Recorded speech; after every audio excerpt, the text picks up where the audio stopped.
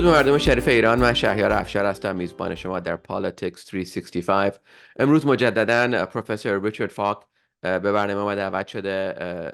پروفسور فاک بیش از 50 سال در پرینستون یونیورسیتی تدریس میکرد و واقعا یک اکسپرت هست در زمینه‌های سیاسی، روابط بین المللی و خاورمیانه.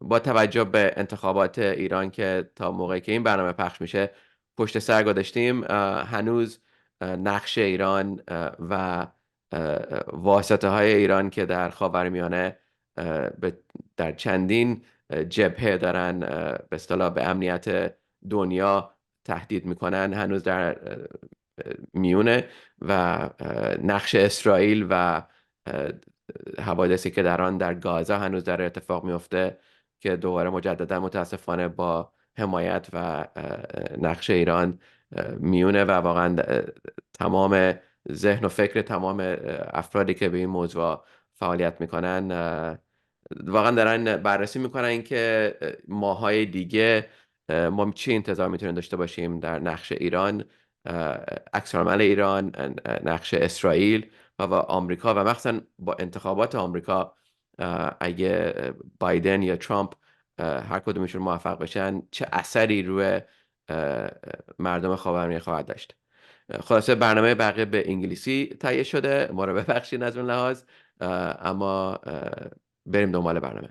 Professor Falk, welcome back to Politics 365. We really appreciate your time and your expertise commenting on a very difficult topic.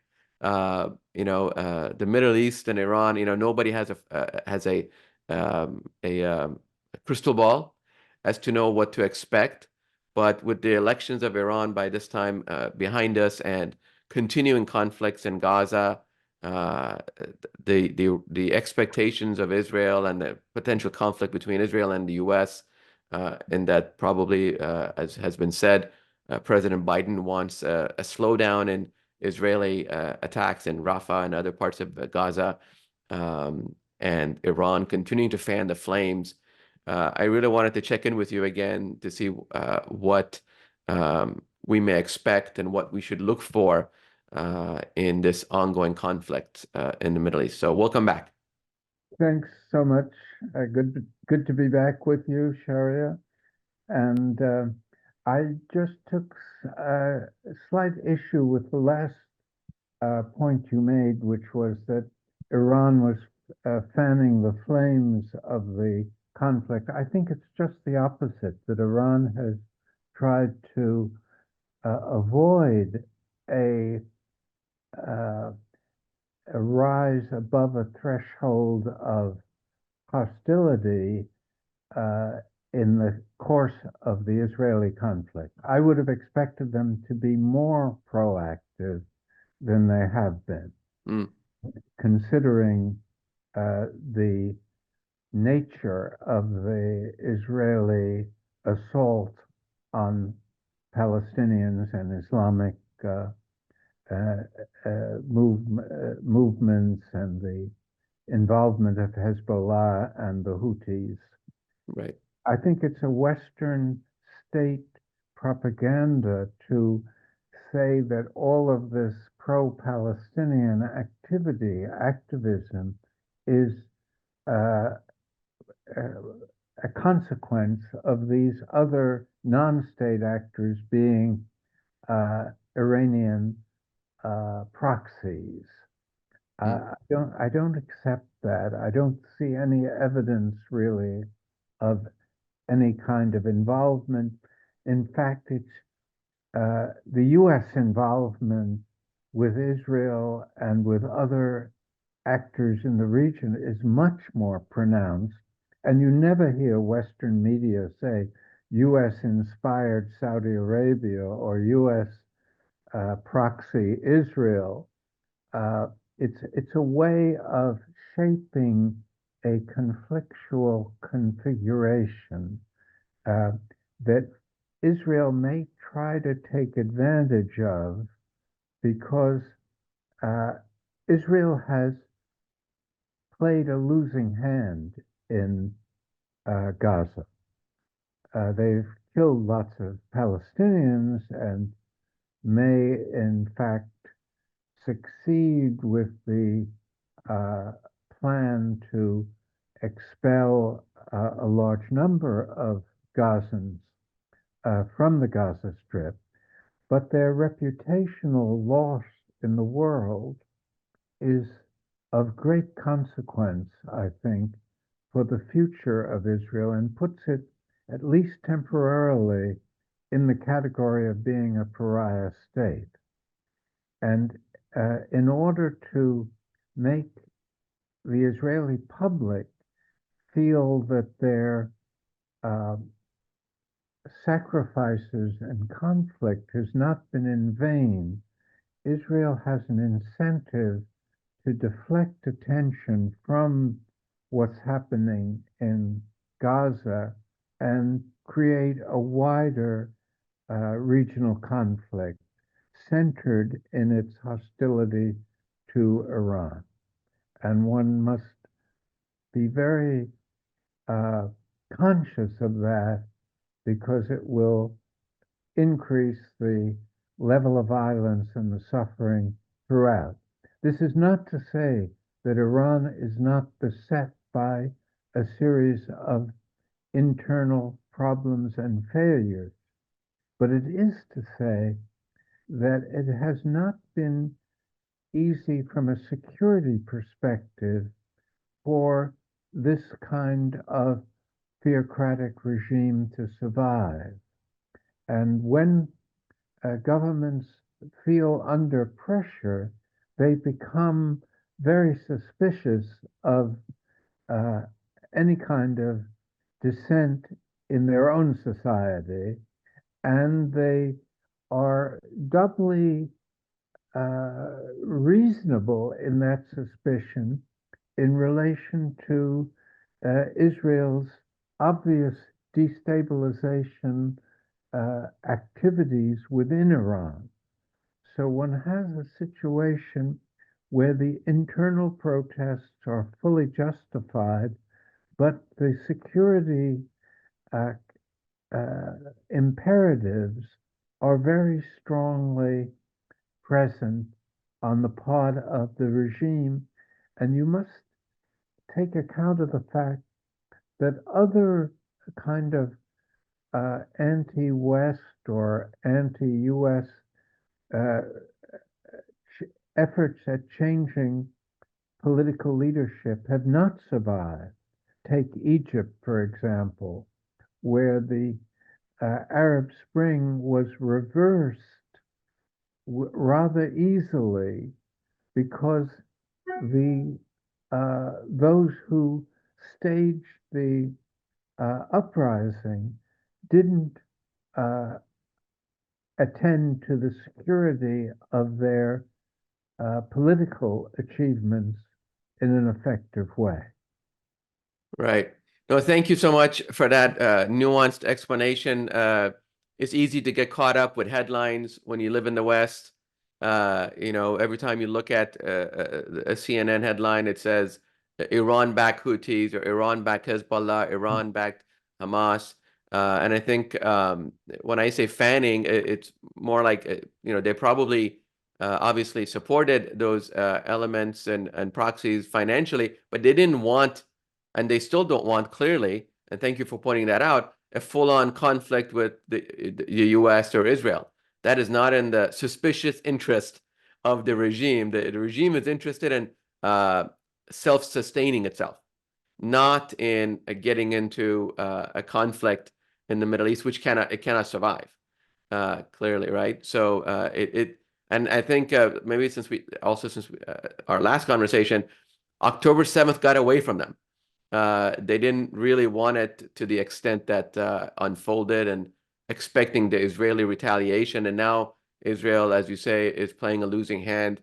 It's clearly lost the popular or the victim card, and now they've become the aggressor in a region and in a part of the world that is totally defenseless. Facing, again, just today, by the time this report gets filed, but today we just saw 100 people die at a food gathering place. Very tough to watch. women, children. I think the number of lost in Gaza is 30,000 by now. I mean, just a number you cannot fathom in a civilized society. Uh, Professor, looking ahead, we have the U.S. elections coming. Do you think it matters, or how do you think this conflict, let me rephrase that. How do you think this conflict will unfold if it continues over the next 8 months, whether Trump is president or Biden? Well, I think Biden is somewhat more prudent as a sort of foreign policy leader, though he has lost a lot of credibility by the undivided support given to Israel during the most explicit genocide that has occurred in historical time. It's the first occasion in which a genocide has been portrayed to the eyes and ears of the world in real time. Even the Holocaust was only known fully in retrospect, and most of the imagery came long after the events. But here we have the liberal democracies endorsing and materially complicit in the conduct of what strikes the peoples of the world, including in the West, as genocide and severely undermines the credibility of these governments as moral leaders of any kind of credibility. And the double standards between the way the West, and particularly the US and NATO countries, responded to the Ukraine invasion by Russia, and the acquiescence in this bloody assault on Palestinians in Gaza has not been lost on people throughout the world. And the US and the West will also have also played a losing hand in this overall conflict. Right, And thank you. if I can make one other point, Of course. and that is that Iran, despite its theocratic rigidity, has shown a certain flexibility in diplomacy within the region. And that was exhibited, I think, in being responsive to the Chinese initiative that's somewhat normalized the relationship with Saudi Arabia, which, if you recall, Ayatollah Khomeini made a point of saying that the dynasty and the monarchies in the Gulf, and particularly Saudi Arabia, were of the same tainted quality as the Shah of Iran. And so in a way, the regime, the current regime, showed a certain ideological flexibility in making this kind of pragmatic move toward stabilization of the region. Right, thank you for pointing that out. Very true. Khomeini's hardline revolutionary mantra may have worked in 1979, but not in 2024. And we've actually spoken on this program before about the diplomatic prowess of the regime. They may oppress and suppress their own people in Iran, but when they go abroad, they exactly as you say, they loosen up. They try to exhibit diplomacy. They try to build relationships, all in a measure to sustain the regime and their theocratic system. If I can just say, it's they have every reason to take diplomatic steps to sustain the regime because they have been since 79 under destabilizing pressures from the West.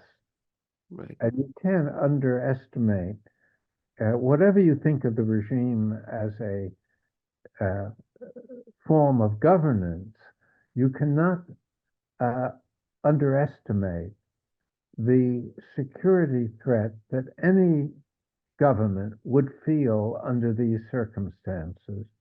And even this internal repressive uh, tactics were something that even the democracies during the Cold War, for instance, were quite repressive toward dissenters and blacklisting of people with vague sympathies with the Soviet Union and so on.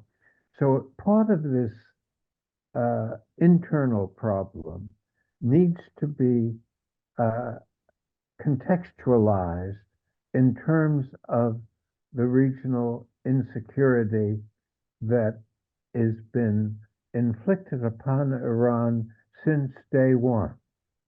Right. Thank you. You're right. It's whatever people think of the regime, they're acting in a way that any government would, even though a lot of the people in the diaspora despise the regime, and obviously they're driven by a lot of emotion and personal trauma that they've suffered in the hands of the regime. They have found a way to exist for 44 years.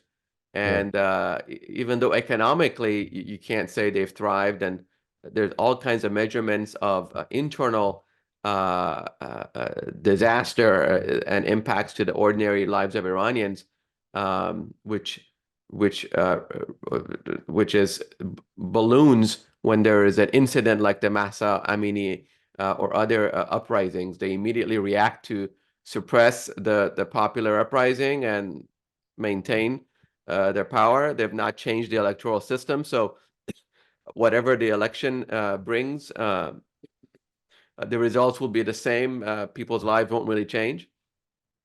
In the kind of 1 minute or so we have left, any parting analysis of what to expect in the next 6 months? How do you see Iran and the Middle East unfold and deal with all the conflict that's raging right now?